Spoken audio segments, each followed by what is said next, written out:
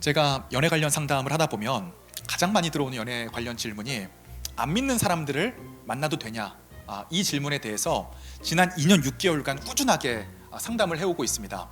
저는 감사하게도 어머니는 하나님을 믿으시고 아버지는 불교를 믿으시는 집안에서 자라다가 최근 근 한 5년 10년간은 아버지께서 예수님을 믿게 되셨기 때문에 안 믿는 청년들과 믿는 청년들이 만나는 거에 대해서 생각보다 그렇게 부담감과 거부감이 많이 없습니다.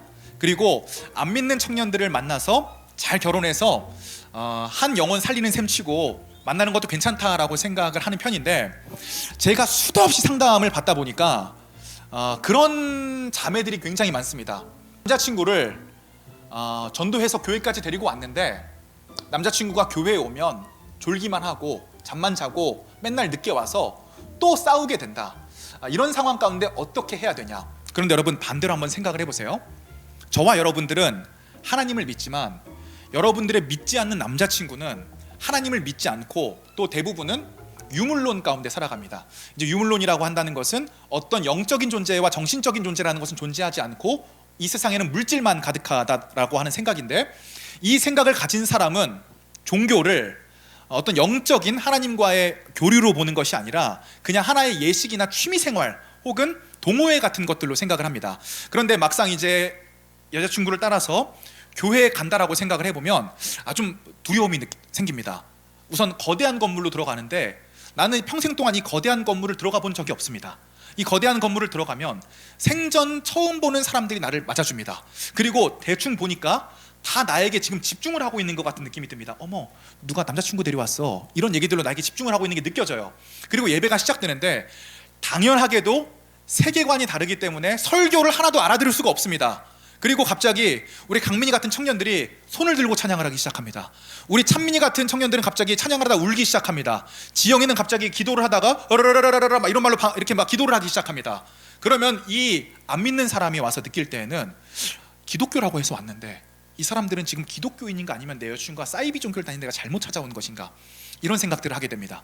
그러면은 이 남자친구가 유일하게 교회에 와서 회피할 수 있는 공간이 어디예요? 잠이죠. 그렇기 때문에 항상 믿지 않는 남자친구들이 교회에 오면 잠으로 도피를 합니다. 그러니까 이런 마음들을 여성분들이 이해를 해주셔야 되는데, 이 자매들 마음 속에서는 그런 생각들을 하는 거예요. 이 새끼는 왜 교회를 데려다 놨더니 졸고 있지? 나랑 지금 한번 파이팅을 하자는 건가?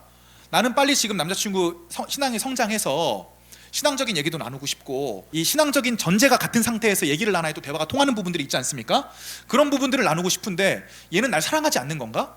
이런 생각들을 하는 거예요. 그런데 이제 우리 여자분들이 정말 알아야 되는 게, 남자친구, 믿지 않는 남자친구가 이미 교회에 왔다는 거 하는 것 자체가 여자친구를 엄청나게 사랑하는 겁니다. 그게 안 되면 이 교회 자체에 오는 게 불가능해요. 교회는 그들에게 굉장히 두려운 공간이기 때문에. 제가 그래서 연애 상담을 많이 할 때 항상 얘기하는 게 이 소통에 대해서 얘기를 굉장히 많이 합니다. 대체 왜 교회 와서 조는 건지, 대체 어떤 생각으로 교회에 온 건지, 나는 또 왜 너를 교회에 데리고 오고 싶어 하는 건지를, 그 마음을 속속히 우리가 상대방과 털어놓고 대화하는 부분들이 굉장히 중요합니다. 그렇게 되면 서로 오해가 쌓이지 않는데, 우리는 겉만 보고 그 사람을 판단하기 때문에 교회에 그냥 단순히 왔다고 하면 나를 사랑하는 거, 하지만 교회에서 잠들었다고 생각하면 나를 사랑하지 않는 거, 보통 이렇게 단순하게 생각을 하시거든요.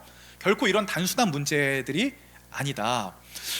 그래서 항상 이 하나님과 인간 사이에, 인간과 인간 사이에 오해라는 게 왜 생기냐면 이 소통의 부재에서부터 온다라는 거예요.